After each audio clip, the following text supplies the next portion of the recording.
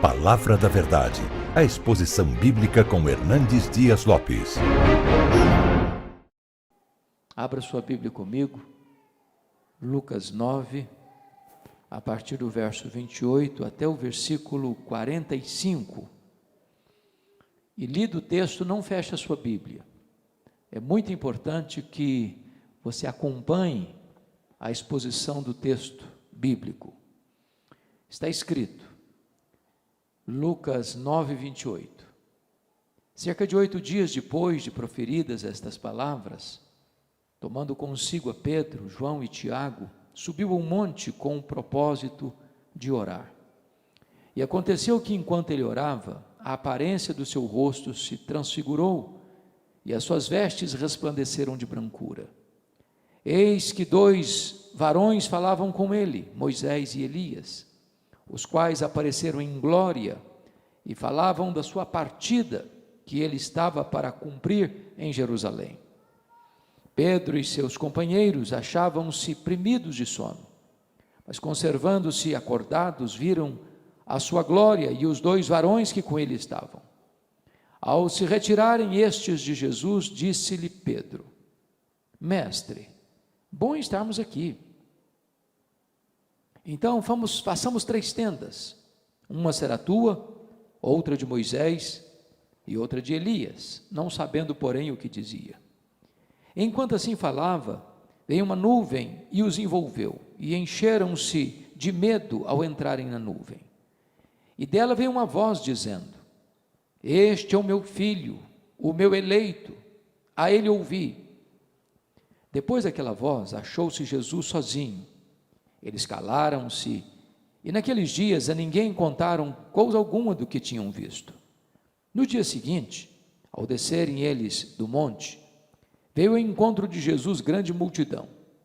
E eis que dentre a multidão surgiu um homem, dizendo em alta voz: Mestre, suplico-te que vejas meu filho, porque é o único. Um espírito se apodera dele, e de repente o menino grita, e o espírito o atira por terra, convulsiona-o até espumar, e dificilmente o deixa depois de o ter quebrantado. Roguei aos teus discípulos que o expelissem, mas eles não puderam. Respondeu Jesus: Ó geração incrédula e perversa, até quando estarei convosco e vos sofrerei? Traze o teu filho. Quando se ia aproximando, o demônio o atirou no chão e o convulsionou. Mas Jesus repreendeu o espírito imundo, curou o menino e o entregou a seu pai. E todos ficaram maravilhados ante a majestade de Deus. Como todos se maravilhassem de quanto Jesus fazia, disse aos seus discípulos: Fixai nos vossos ouvidos as seguintes palavras: O Filho do Homem está para ser entregue nas mãos dos homens. Eles, porém, não entendiam isto. Até aqui.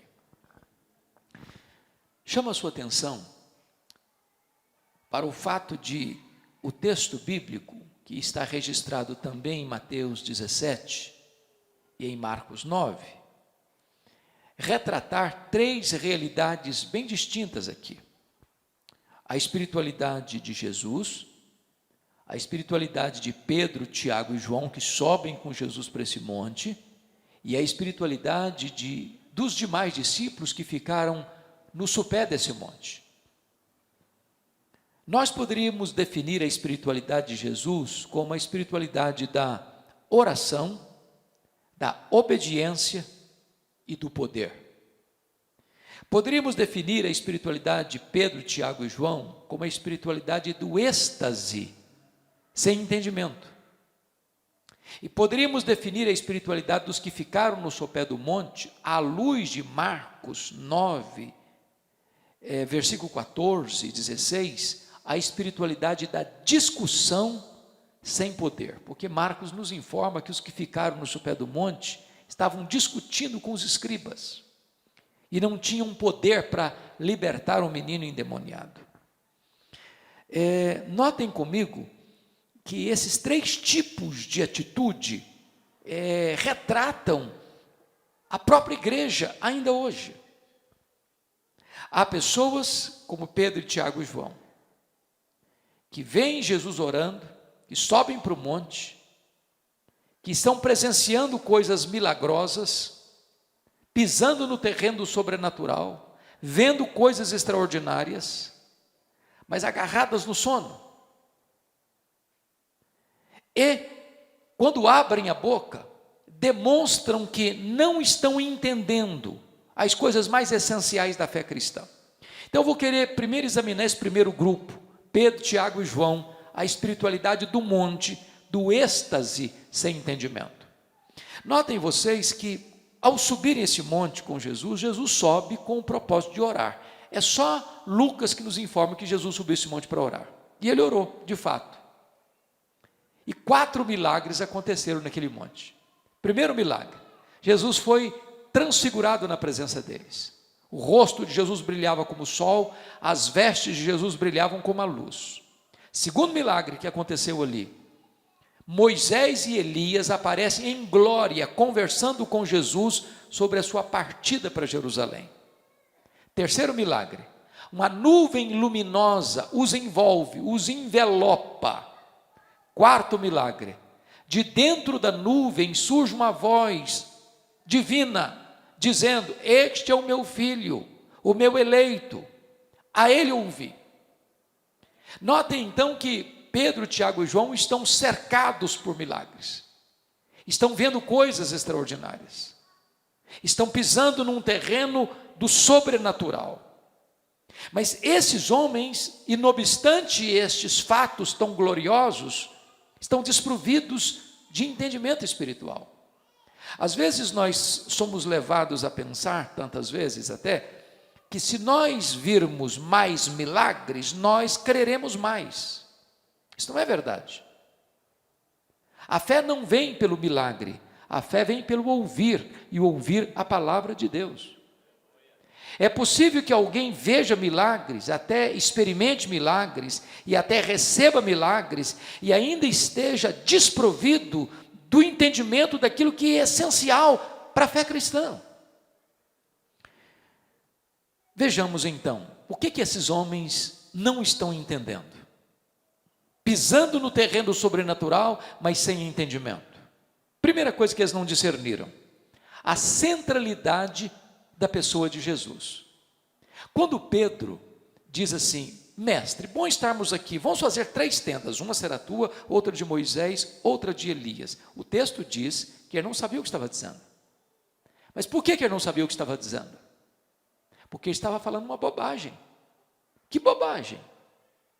Nesse momento, Pedro está comparando e equiparando Jesus a Moisés e Elias, ao representante da lei e ao representante dos profetas. Nesse momento, Pedro está colocando Jesus apenas como um grande homem entre outros homens. Mas Jesus não é apenas um grande homem, ele é o próprio Deus entre os homens. Ele é único, ele é singular, ele é incomparável. Ele não pode ser comparado nem equiparado aos homens, ainda que os maiores deles, Moisés e Elias. Ele é o próprio Filho de Deus. E tanto é fato que é o próprio Pai que corrige a teologia errada de Pedro, dizendo para eles: este é o meu filho, o meu eleito, a ele ouvi. Então eles estavam vendo milagres, mas não estavam discernindo a centralidade da pessoa de Jesus. Segundo lugar, eles estão vendo milagres, mas não estão discernindo a centralidade da missão de Jesus. Confira comigo o versículo 31.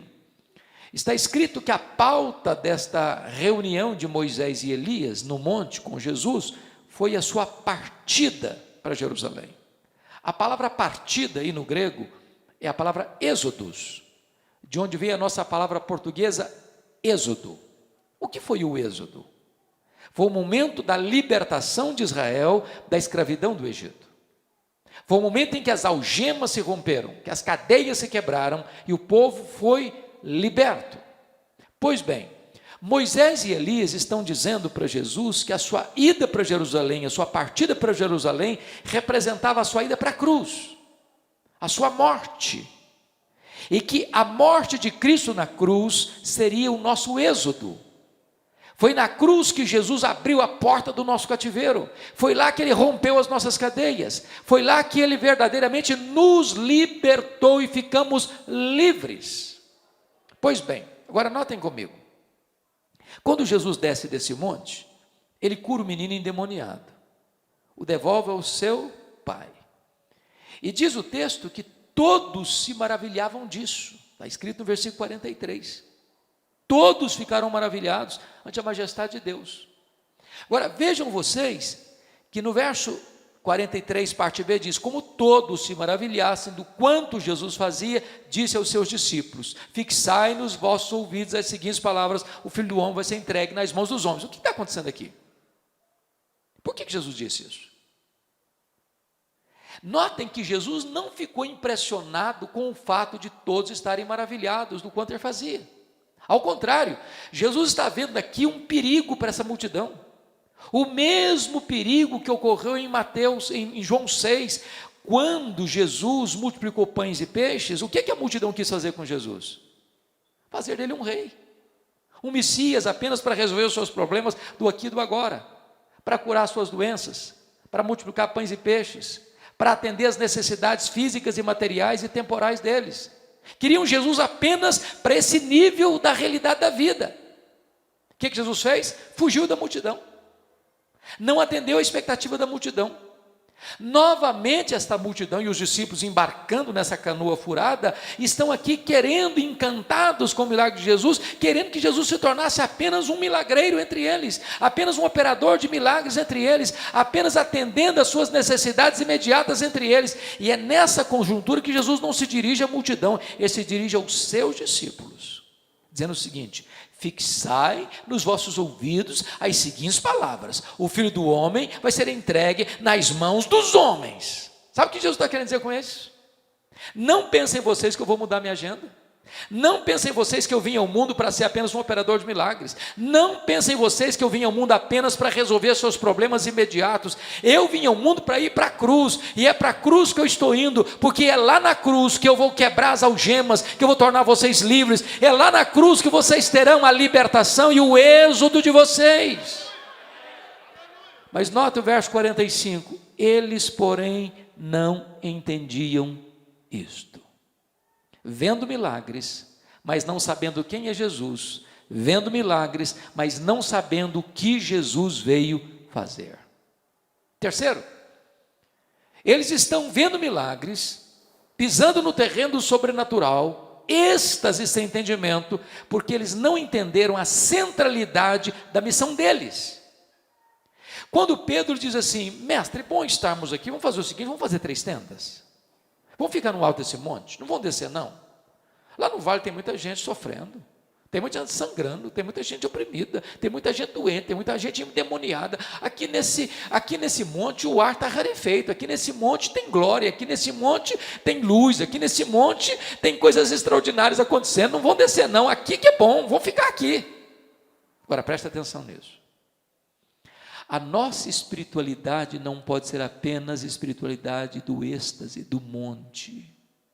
Você sobe para o monte para recarregar as baterias, mas o seu ministério acontece lá no vale, onde tem gente oprimida, onde tem gente endemoniada, onde tem gente precisando de socorro, onde tem gente aflita, onde tem gente precisando do braço estendido da igreja. É lá que você exerce o seu ministério. Nós não podemos ter uma espiritualidade de fuga, mas uma espiritualidade de enfrentamento. Quarto lugar, eles estão vendo milagres, mas eles não estão discernindo a centralidade da própria adoração. Se você perceber, quando eles veem a manifestação da glória de Deus, daquela nuvem luminosa, da voz de Deus, eles ficaram apavorados, e Mateus, que relata esse texto, diz que eles caíram de bruços, como que desacordados, atordoados de medo. E aqui tem 2 pontos que eu quero refletir com vocês. Há 2 extremos perigosos quanto a isso. O primeiro perigo é a chamada irreverência. Vocês acham que o povo de Deus tem sido irreverente às vezes no culto? Vocês acham? Ô irmãos, às vezes a gente entra no culto como se estivesse entrando numa festa. O culto está acontecendo e está batendo papo. Está contando caso para o vizinho do lado. Culto é um momento em que eu tenho que ter consciência de que Deus está presente. Crente que vem para a igreja mascando chiclete, não é nenhum problema mascar chiclete, mas no culto é lugar de reverência. Nós estamos na presença do Rei da Glória. O segundo aspecto, que é o outro extremo, é a espiritualidade do medo de Deus. E às vezes, meus irmãos, a gente pode cultivar esse tipo de postura até com os nossos filhos pequenos. Menino faz uma peraltice, a gente, menino, Deus vai te castigar. Aí o menino cresce com medo de Deus. Parece que Deus é um guarda cósmico, um xerife celestial, que está com um porrete na mão, pronto para dar uma burdoada na cabeça da pessoa. E aí cresce, vira um adolescente, aí enfrenta uma crise existencial. Sabe o que ele faz? Ele foge de Deus, tem medo de Deus. Ele desenvolve uma ideia de que Deus é um estraga-prazer, quando na verdade nós devemos ter temor de Deus, reverência a Deus, mas dizer lá como a história que Jesus contou do filho pródigo, mesmo que você esteja caído, sujo, enlameado, você pode correr para os braços do Pai, e Ele te abraça, e Ele te beija, e Ele te perdoa, e Ele te restaura, e Ele celebra a sua volta para Ele. Você não tem que ter medo de Deus, você tem que amar a Deus, respeitar a Deus, reverenciar a Deus, mas na hora da crise, em vez de você fugir de Deus, você foge para os braços de Deus. Então vamos resumir: êxtase sem entendimento. Está vendo milagres, mas não sabe quem é Jesus, não sabe o que ele veio fazer, não sabe qual é a nossa própria missão, que é ir para o vale, depois das baterias carregadas, e entender que nós temos que amar a Deus e não ter medo de Deus. Vamos para o segundo ponto agora, para aqueles 9 que ficaram lá no sopé do monte. À luz de Marcos 9, versículo 14, diria que é a espiritualidade da discussão sem poder. Pois bem, se os 3 que subiram com Jesus para o monte, e Jesus passou a noite orando e eles não oraram, os 9 que ficaram no sopé do monte também não oraram, nem jejuaram. Ao contrário, eles entraram numa discussão com os escribas. Mas quem eram os escribas? Os doutores da lei, os principais adversários de Jesus. A Bíblia não diz o que eles estavam discutindo. Talvez até algum assunto empolgante, talvez algum ponto da teologia, talvez até algum ponto doutrinário. E porque estavam discutindo, não estavam orando. E porque estavam discutindo a obra, em vez de fazer a obra, não puderam socorrer um pai aflito. E aqui um ponto para a nossa reflexão, irmãos. Quantas vezes a igreja gasta muito tempo discutindo a obra, em vez de fazer a obra?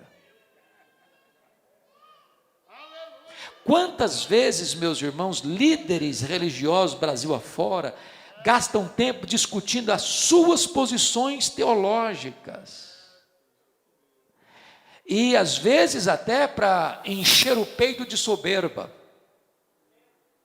quando na verdade o Senhor nos chamou para fazer a obra, muito mais do que discutir a obra. Eu não estou dizendo com isso que não haja momento oportuno para se discutir. Nos seminários nós temos uma matéria chamada de apologética, é para discutir. A nossa fé não é irracional, a nossa fé, ela suporta perguntas, questionamentos. Você pode discutir sim, da razão da sua fé, você pode arrazoar as coisas de Deus. Porém, quando a discussão se torna um fim em si mesmo, isso é um risco. Eu conheço crente que frequenta a escola bíblica dominical há anos, há décadas, e vem e discute, torna a discutir, rediscute, torna a discutir, discute de novo, vai a uma conferência para discutir, marca um congresso para discutir, atravessa o mar para ir a uma conferência no outro continente para discutir, e discute a vida inteira e não atravessa a rua para falar de Jesus para o vizinho. Agora preste atenção nisso. Enquanto a igreja discute, o diabo age. Porque está escrito que um filho único de um homem desesperado está endemoniado. E quando esse pai aflito percebe que os discípulos de Jesus estão ali, abre-lhe um lampejo na alma de esperança. Vou chegar com meu filho, vou apresentar meu filho a esses homens de Deus, porque eles vão me socorrer, eles vão libertar o meu filho. E chegam com o menino endemoniado e apresentam o menino para os discípulos, e diz a Bíblia que eles não puderam. Não puderam. Mas notem que o diabo, ele age não só enquanto a igreja discute, mas ele age com um requinte de crueldade. É um filho único. E vocês se lembram quando Jesus perguntou para aquele pai assim: desde quando esse menino está assim? Qual foi a resposta do pai? Desde a sua infância. E a palavra infância aí no grego é brefos. E brefos descreve desde a vida intrauterina até a primeira infância. E se você ler Mateus, Marcos e Lucas, você vai ver que o demônio entrava nesse menino e ora o jogava no fogo, ora o jogava na água, ora o jogava por terra, e o menino relhava os dentes, espumava, e dificilmente o demônio o deixava, antes de deixar todo arrebentado e quebrado. Agora pense você num bebê, ou numa criança que está engatinhando, ou que está começando a brincar, e de repente aquele menino saía desesperado, e pulava no fogo, e sabe quem entrar lá e pegar, ele saía todo chamuscado, queimado, e de repente ele jogava na água, se jogava na água, e tinha que alguém pular lá para ele não morrer afogado, ou jogava na terra, ele saía todo relado, todo machucado, todo ferido. Meus irmãos, ninguém tem dúvida hoje que o diabo tem investido nas crianças. É só você perceber a programação infantil da televisão brasileira. Se você um dia tiver coragem de assistir todos os programas infantis da televisão brasileira, eu te garanto que você não dorme de noite com a luz apagada. É muito ocultismo, é violência, é uma linguagem própria para criança, é um investimento pesado para destruir a mente das crianças. Mas enquanto o diabo está agindo para destruir as crianças, a igreja tantas vezes está discutindo. Agora notem vocês que os discípulos perguntaram para Jesus: Senhor, mas por que nós não conseguimos? Certamente aqueles discípulos já tinham tido experiências em outras situações onde eles tinham libertado pessoas endemoniadas. Por que não agora? E eu vou lhes dar algumas razões. Primeiro, porque há demônios e demônios. Nem toda pessoa possessa tem o mesmo grau de resistência. É por isso que o apóstolo Paulo diz que a nossa luta não é contra carne e sangue, mas contra principados, potestades, dominadores deste mundo tenebroso, forças espirituais do mal nas regiões celestes. O Dr. Mark Lloyd Jones, no seu livro Combate Cristão, que no meu entendimento é a melhor obra sobre batalha espiritual na língua portuguesa, ele diz exatamente isso: há demônios e demônios. E Jesus Cristo diz: esta casta não sai senão com oração e jejum. A igreja não pode atender às demandas dos aflitos deste mundo, dos oprimidos do diabo, sem preparação espiritual. Nós podemos ter a nossa cabeça cheia de conhecimento, a ponto de discutir com os maiores doutores da época, que se opõem à fé cristã no mesmo nível, mas não é o autoconhecimento que nós temos que nos preparará para o enfrentamento espiritual. Precisamos orar e precisamos jejuar. Não estou com isso dizendo que você não precisa estudar, que você não precisa conhecer, que você não precisa entender as verdades cristãs, que você precisa afadigar-se na palavra para conhecer a palavra, mas você precisa de revestimento de poder para enfrentar essa luta espiritual.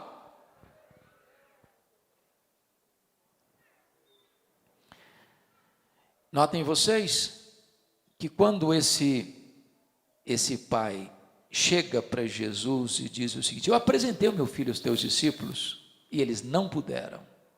Aí Jesus solta um gemido de dor. Ó geração incrédula e perversa, até quando vos suportarei? Traz o teu filho. O que é curioso, irmãos, que se tem falta de poder, não é por falta de poder, é por falta de buscar o poder. Porque toda a suprema grandeza do poder de Deus está à nossa disposição. Se aqueles homens que ficaram no sopé do monte tivessem orado, tivessem jejuado, tivessem exercitado a fé, a história seria outra. A nossa falta de poder, a nossa fraqueza espiritual produz sofrimento no coração do nosso glorioso Redentor.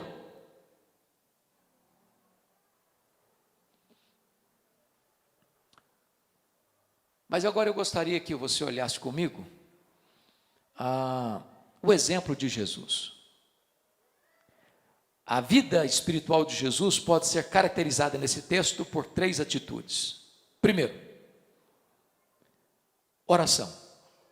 Ele subiu o monte com o propósito de orar. E o que ele fez? Orou. Quanto tempo ele orou? O texto diz que ele só voltou do monte no dia seguinte. Eu acho isso curioso, irmãos, porque Jesus muitas vezes não tinha tempo para comer, mas ele tinha tempo para orar.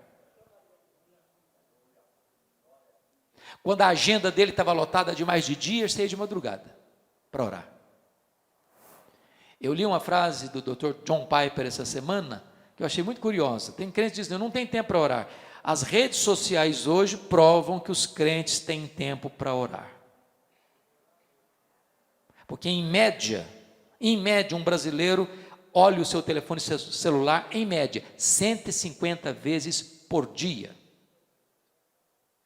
Então, nenhum de nós tem desculpa: eu não tenho tempo para orar. Tem sim. Tem sim.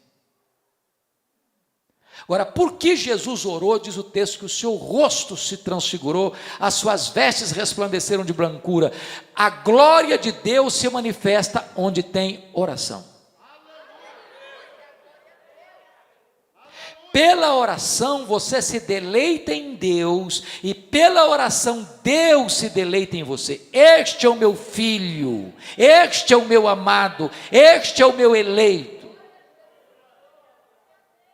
Porque Jesus orou, meus amados irmãos? Deus o Pai o preparou antecipadamente para enfrentar a cruz. Por que aconteceu essa experiência aqui? Se você entendeu o capítulo, logo no capítulo 9, versículos 51 e 53, quando Jesus desce desse monte, porque a conversa foi sobre a partida dele para Jerusalém, ele já começa a caminhar para Jerusalém, e todo mundo está vendo isso no rosto dele. Ele está indo para a cruz, mas antes de ir para a cruz, o Pai dá-lhe um lampejo da glória, porque o caminho da glória passa pela cruz. Se você não tiver uma vida regular de oração, quando as lutas chegarem, quando as provas chegarem, quando os vales chegarem, quando os dramas da vida chegarem, você não terá forças para resistir. Mas quando você ora, Deus prepara você, Deus equipa você antecipadamente, Deus consola você antecipadamente para enfrentar as lutas da vida. Ainda, porque Jesus orou, o Pai o defendeu. Quando Pedro disse uma tolice para Jesus: mestre, vamos ficar aqui, vamos fazer 3 tendas, uma vai ser tua, outra de Moisés, outra de Elias, comparando e equiparando Jesus a Moisés e Elias, Jesus não se defendeu. Jesus poderia ter dito: Pedro, eu estou tanto tempo com você, você não sabe quem eu sou ainda? Você me acha apenas um grande homem? Você ainda não sabe que eu sou o Filho de Deus? Você não entendeu ainda que eu sou diferente, que eu sou único, que eu sou singular? Jesus não se defendeu. Jesus orou. E porque Jesus orou, o Pai o defendeu. Este é o meu filho. Este é o meu filho. E quando eles abriram os olhos, a ninguém mais viram senão a Jesus. Sabe por quê, irmãos? A nossa vida cristã está centralizada unicamente em Jesus. É só Jesus e ninguém mais. Então Jesus está nos ensinando que o caminho de uma vida vitoriosa é oração. Oração. Mas a segunda marca da espiritualidade de Jesus é obediência. Volte de novo o seu olhar comigo para o verso 31, porque Moisés e Elias apareceram em glória e falavam da sua partida, que ele estava para cumprir em Jerusalém. E é curioso que essa palavra partida, ela significa o êxodo.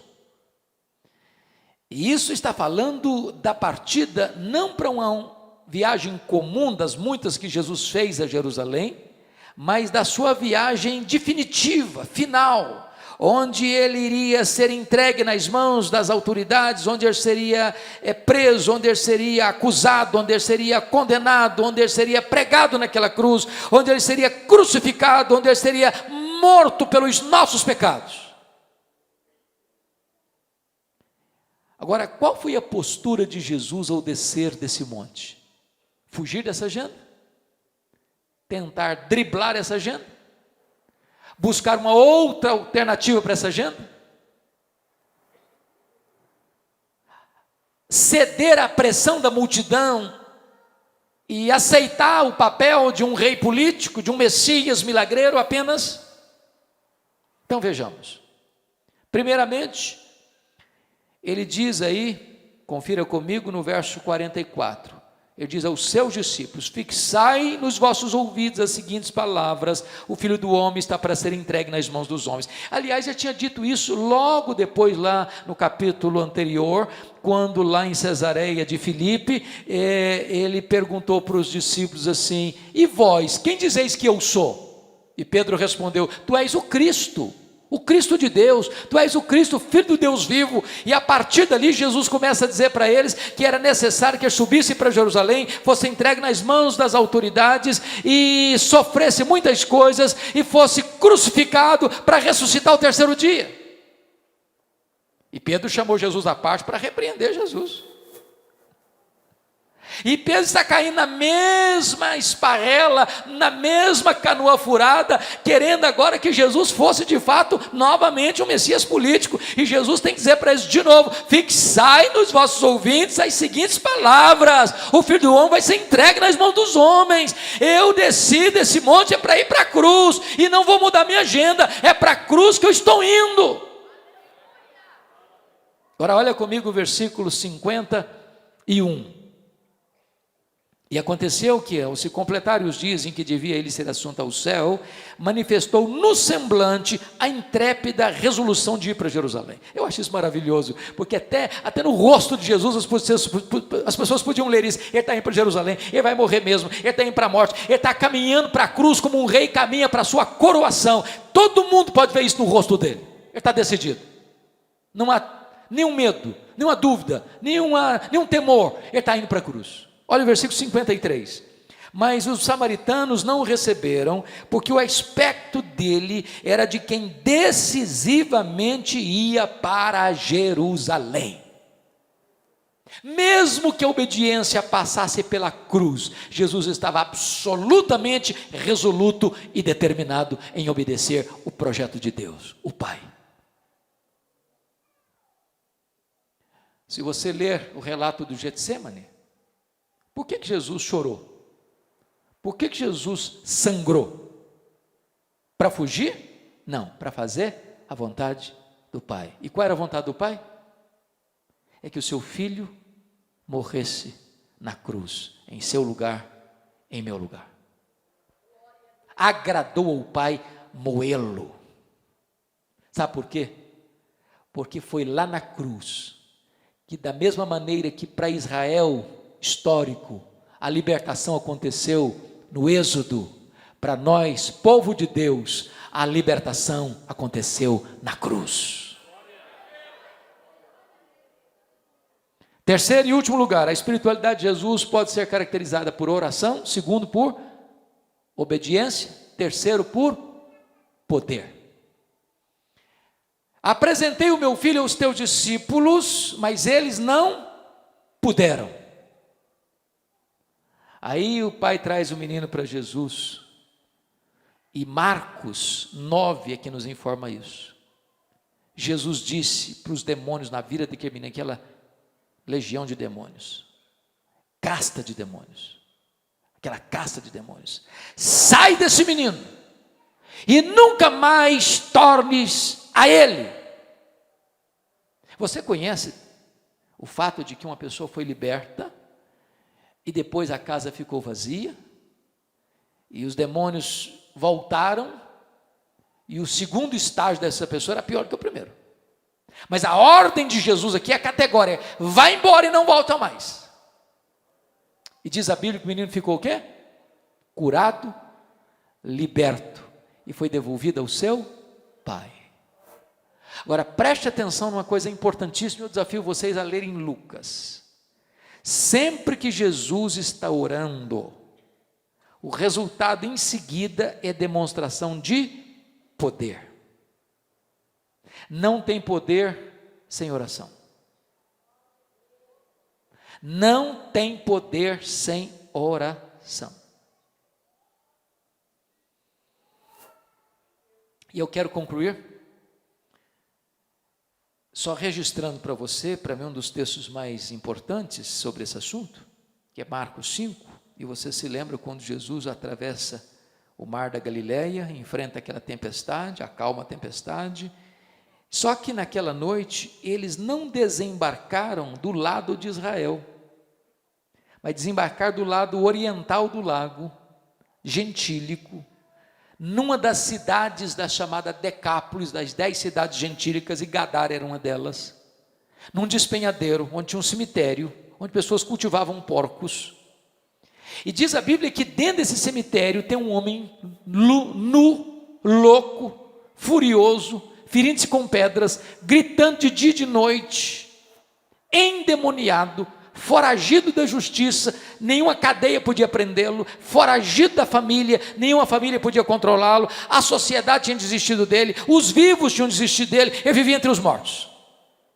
E Jesus faz essa viagem de noite para um lugar perigoso, por causa de um homem que já era considerado um aborto vivo, um pária da sociedade, um lixo humano jogado para fora das possibilidades de mudanças humanas.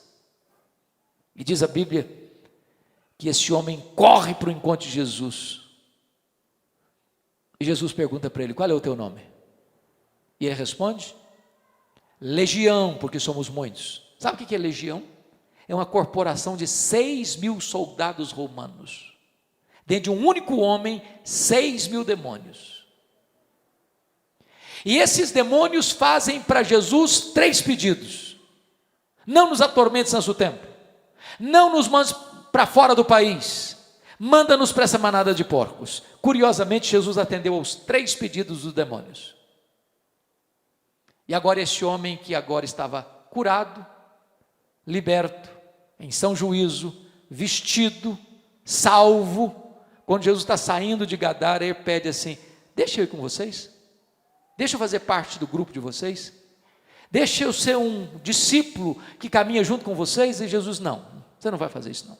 Vai para os teus e conta para eles quantas coisas o Senhor fez por ti.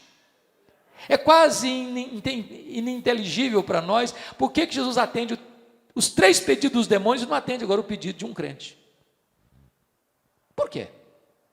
Por quê? Por que Jesus atendeu o pedido dos demônios? Por 3 razões.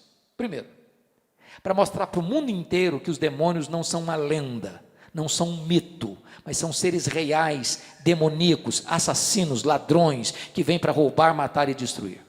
Segundo, para provar para o mundo inteiro que o poder que estava dentro de um homem é capaz de destruir 2.000 porcos. Então não subestime o poder do adversário, que atormenta e escraviza as pessoas. Ainda, para provar para o mundo inteiro os valores invertidos numa sociedade secularizada que gosta mais de porcos do que de gente. E finalmente, para provar para o mundo inteiro que quem tem autoridade é Jesus. Os demônios ficam se Jesus permitir, os demônios saem se Jesus mandar.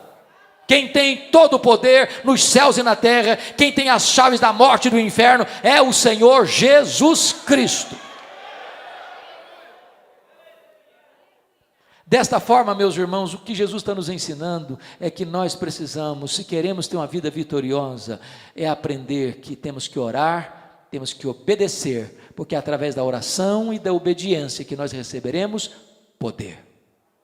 Poder. Que Deus nos ajude a não termos a espiritualidade, Pedro, Tiago e João, do êxtase sem entendimento. Que Deus nos ajude a fugir da espiritualidade dos 9 que ficaram no vale, discussão sem poder, mas que o Senhor nos dê graça para termos uma vida de oração, de obediência e de poder, o poder do Espírito. Vamos orar. Senhor, obrigado pela Tua palavra,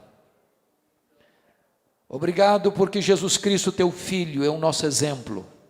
Ele, sendo Deus, se fez homem, sendo Rei, se fez servo, sendo eterno, entrou no tempo, sendo infinito, tornou-se um bebê, sendo o verbo eterno, pessoal e divino, se fez carne e habitou entre nós.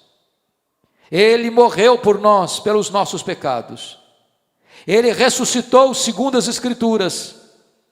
Ele está vivo, Ele está no trono, Ele reina, Ele intercede por nós. E Ele há de voltar em glória para buscar a sua igreja. O que nós te pedimos nesta noite, Senhor, é que Tu nos ajudes a vivermos uma vida vitoriosa em Cristo Jesus. Uma vida de oração, uma vida de obediência, uma vida de demonstração de poder. Meu Deus, o mundo jaz no maligno.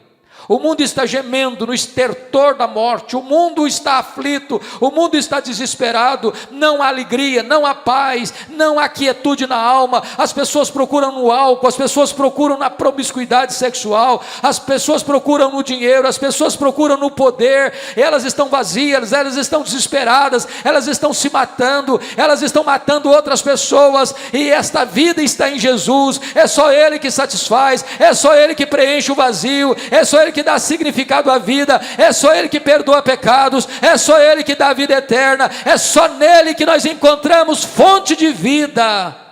Então, Senhor, ajuda-nos a entender que a vida de Jesus é também para nós o nosso exemplo, o padrão da nossa conduta, numa vida de oração, numa vida de obediência e numa vida de poder. É neste nome, o nome que está sobre todo nome, o nome de Jesus, é que nós te oramos. Amém. Palavra da Verdade, a exposição bíblica com Hernandes Dias Lopes.